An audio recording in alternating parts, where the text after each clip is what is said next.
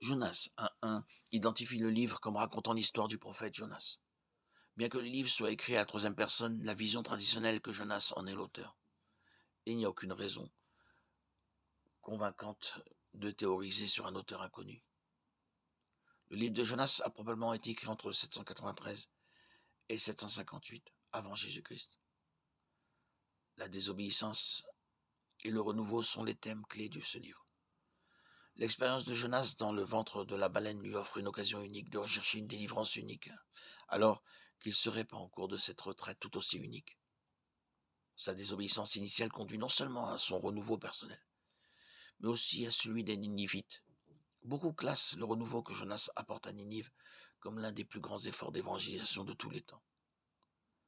La peur et l'orgueil de Jonas le poussent à fuir Dieu. Il ne souhaite pas se rendre à Ninive pour prêcher la repentance au peuple, comme Dieu l'a ordonné, car il sent qu'ils sont de ses ennemis, et il est convaincu que Dieu ne mettra pas à exécution sa menace de détruire la ville. Au lieu de cela, il monte à bord d'un bateau pour Tarsis, qui se trouve dans la direction opposée.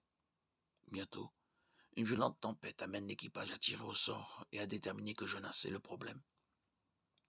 Il le jette par-dessus bord et est avalé par un grand poisson. Dans son ventre pendant 3 jours et 3 nuits, Jonas se répand de son péché devant Dieu, et le poisson alors le vomit sur la terre ferme. On se demande pourquoi il lui a fallu si longtemps pour se repentir. Jonas fait alors le voyage de 500 miles jusqu'à Ninive et mène la ville dans un grand renouveau.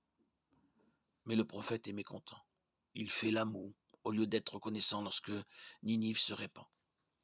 Jonas apprend cependant sa leçon lorsque Dieu utilise un vent, une courge et un ver pour lui apprendre qu'il est miséricordieux.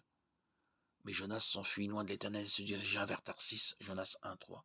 L'Éternel fit venir un grand poisson pour engloutir Jonas, et Jonas fut dans le poisson 3 jours et 3 nuits, Jonas 1.17.